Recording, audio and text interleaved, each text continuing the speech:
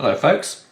Okay, this is my latest meaty challenge. I'm going to be making some bacon if you haven't already guessed. So I've got just over 3 kilos of pork belly here. I've removed the ribs already, which was sat there. So you can make bacon with the ribs on and the skin on, but that's not the way I wish to do it. Now there's so many ways of doing this, curing this, presenting this, and everyone gets very passionate about it, which is a good thing, but I'm doing this my way, and this will suit my palate, my tastes, and the idea that I've got in my mind how I want to go about this. I want to use a vacuum sealer, which I recently bought. I want to try out some of my celery seed powder again, and I also want to try a lowish salt curing procedure, because I really don't like salty bacon. England is awash with really badly done over salty bacon.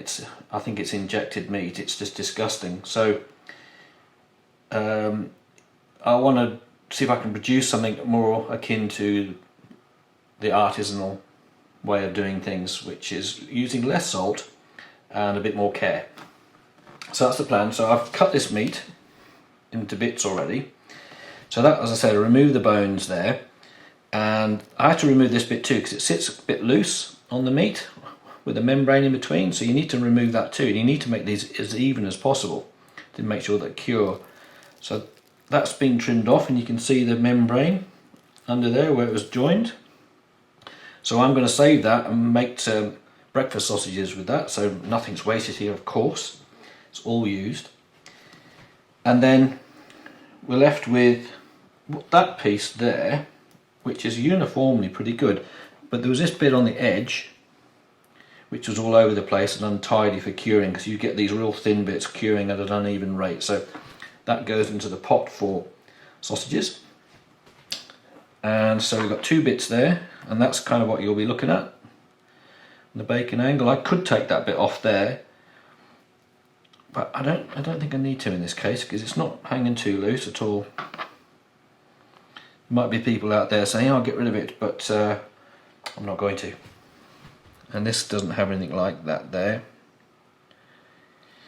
So, as I said, it's got the skin on, and I'm going to be taking that off. It might be controversial to some of the pit masters out there, but I am going to be smoking this. Now, I'm not sure. I'm definitely going to hot smoke one bit of this. I might even do another third there, a third, and hot smoke a bit just to try it out, because I'm really interested more in the air curing, dry curing method, and maybe perhaps cold smoke it.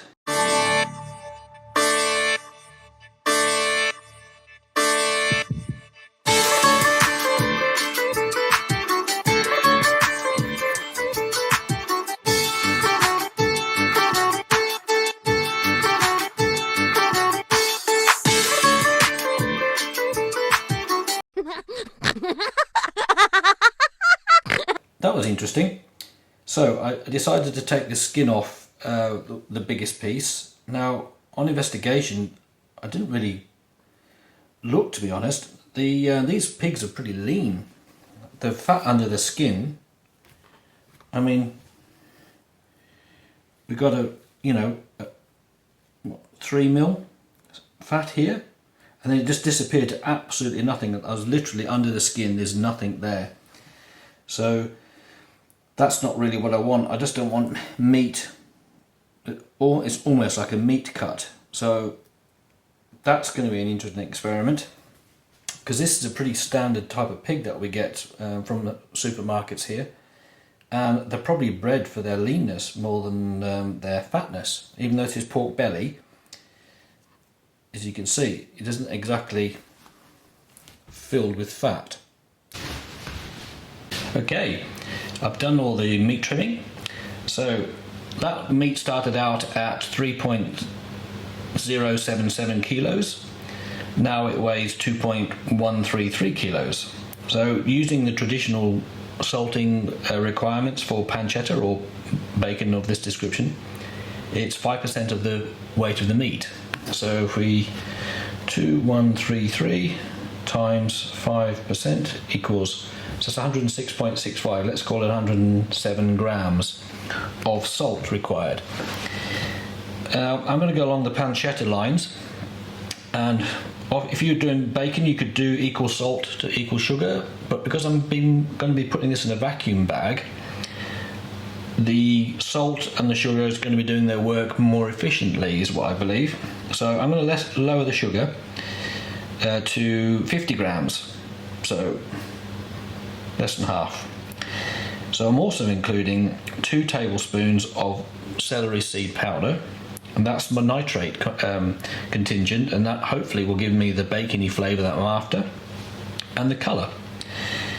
There's also in there 8 fresh bay, which I've put in my smoothie maker to turn it into nice little shards, and there's also 10 grams of ground black pepper in there.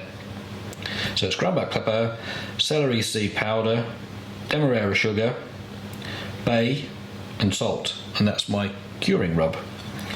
So what I'll do, obviously these are all different size slabs of meat. I'll weigh each one individually, then I can work out the total weight of that and then divide it accordingly to the weight. So it's quite straightforward, and I'll do that in a minute.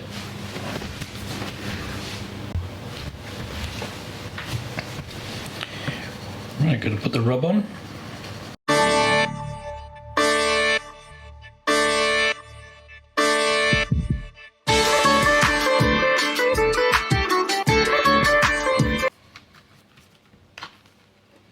It sticks very nicely.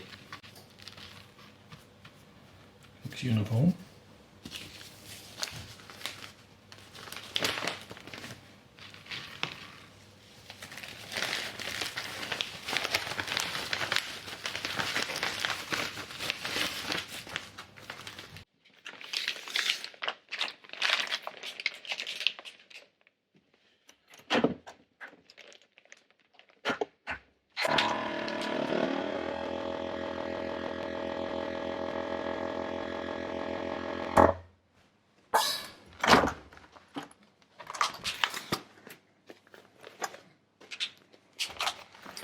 Theoretically, behind that, there should be enough space left around here for water to weep out.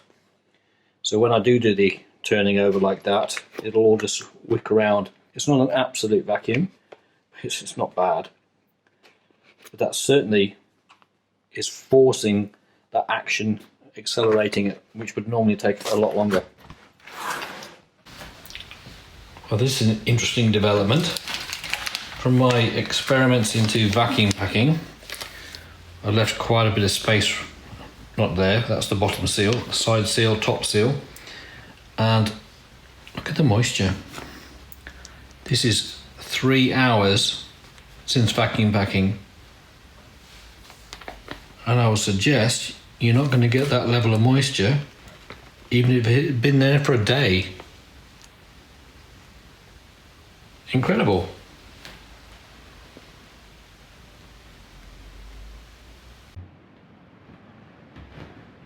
Okay, this is day 7 of the bacon cure. So as you see in the other videos, that I vac packed these, and you should be able to see just how much moisture's been going on here. What surprised me on day 1, there was a considerable amount of moisture extracted on day 1, so it hasn't gone up exponentially. I'd say it's doubled since day 1, the moisture content. It's feeling quite a bit firmer, which is what I guess you'd expect. So what I've got to do with these now is I've got to cut these bags open and rinse these bacons, put them on their meat hooks, and I'm going to dry them out indoors for 24-48 hours maybe, to put a nice skin on them, a pellicle as they call it, and then I'm going to stick them in the smoker, and I'll give you an update on that. So I'm just going to go ahead and rinse all this stuff off now. I'm looking forward to seeing what the actual bacon looks like. Alright, I've rinsed the herbs off and the salt and the pepper, and the meat's got a nice colour about it. No smell of meatiness at all. The predominant smell is actually the bay and pepper. Very nice smell. So it's looking good, it's feeling good. This is the piece without the skin on. This is what I took the skin off, and these two bits have got the skin still on. I put the meat hooks in. So I'm going to hang these up in the house, in the ensuite. Let them get the pellicle on it. Prior to smoking, should be done within 24 hours, I would have thought. There's no rush now because the salt's in there, it's preserved. I just don't want to be in a warm place too long before the smoking, but the jury's out actually whether I'm going to cold or hot smoke this. If I can get the cold smoke generator built in time, I'll cold smoke these. Day 23, and it's out of the smoker, cold smoker. Another video on that. It should be a reasonably comprehensive one of how I made my cold smoke generator. So anyway, this has been in for 10 hours, not continuous, two days, 5 hours a turn, because I had to bring the whole show in because of the hideous weather we were having in the UK. So as you can see, I've sliced into it already because I could not wait a minute longer. And I've fried it up, and it's magnificent. It's nothing like shop bought bacon. Shop bought bacon tastes like bacon that I understand, but this tastes like bacon that I prefer, and that's quite a statement considering I've only had like 3 slices. I made my wife a bacon sandwich just a minute ago, and she polished that off, looking rather pleased with herself. Yeah, it's a result. I think the smoking, we both concluded that because this belly pork is so thin, the smoking could have been done in maybe 6 hours. The cold smoker that I've created, it does a supreme job, and yeah, I think it could have gone lighter. I actually like it like this very much, but if you wanted to go lighter on the smoke, 6 hours would have been enough. So let's see how it slices. So this is at room temperature, well, slightly cooler as it's come from outside, but to slice this normally you'd have it out of the fridge. So let's move that away. So slice it sort of pancetta style.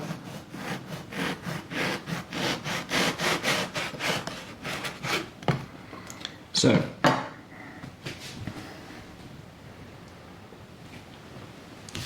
looks like bacon, and it's got that nice colour, and that's got nothing to do with potassium nitrate. That's got everything to do with this, the methods I explained earlier. It feels like bacon. It's got that, you touch the fat in it and it's starting to render out on your fingers. Excuse the coloration of my finger. I got stain from all the tarring from the drum. Yep. So I'm going to fry that up and give you an idea what that looks like in the pan, and you won't see any white bits. I've got the induction hob on 7. I didn't want to burn the bacon. Sorry about this narration, but it was too noisy with the extractor on, so I'll just talk over this. As you can see, there's absolutely no white stuff coming off the bacon. There's no moisture that's been injected or any of those other unpleasantries that you find in commercial bacon.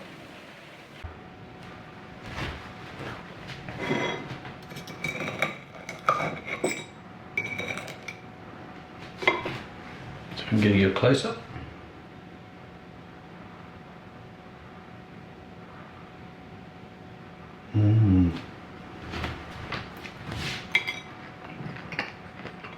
Oh,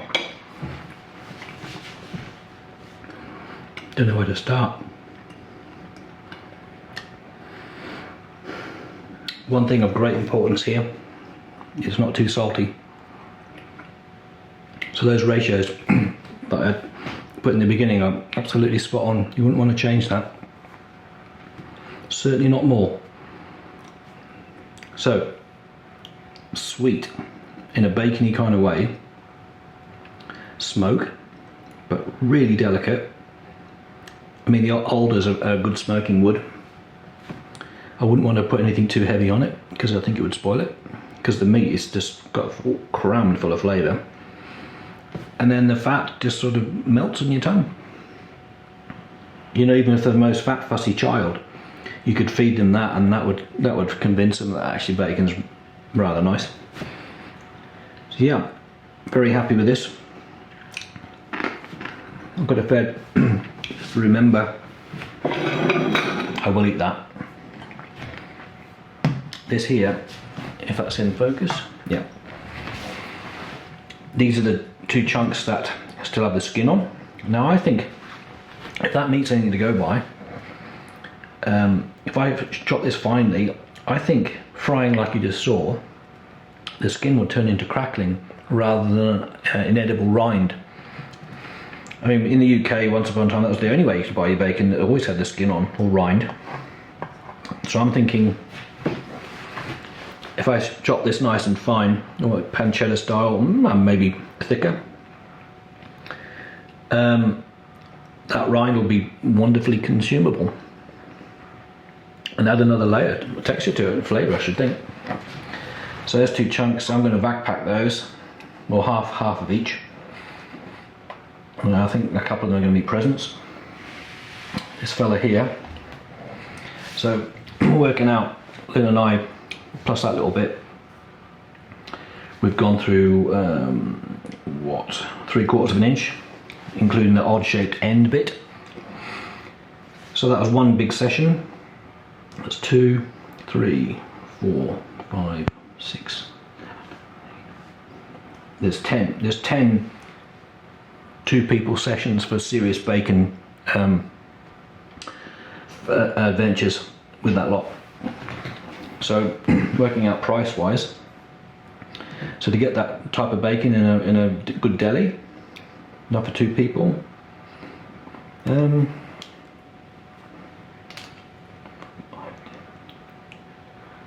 it's probably about 40 quid's worth of bacon there in actual buying value by the time you've chopped it up. So it's, making your own bacon is absolutely a viable thing to do. It's not one of these rarefied things where you do it just because it's nice. This is actually a cost-effective way of making your own bacon, so I highly recommend it. And you excuse me, you don't need a smoker. You could have had this just air cured, because what I did with mine after I brined it, it was hanging up in the workshop for weeks. 3 weeks, something like that. Just air drying, straight from the brine, straight from the backpacking. Didn't add any more salt to it, didn't add anything to it at all. It was just hanging in the workshop. So at that time in there, it did some lovely things, and it's rendered the meat down so nice now. It's like a good ham-on. You know that when you slice ham-on, Iberico ham or whatever, very thinly, your body temperature almost is enough to melt the fat. This is what we're talking about here. When I touch that fat on there, it starts to melt on my finger, and that is fabulous as far as I'm concerned. So very pleased with that. So yeah, do try this, and if you do try it and it works out, give us a thumbs up please, because I'm giving myself a thumbs up because it worked out. All right, cheers.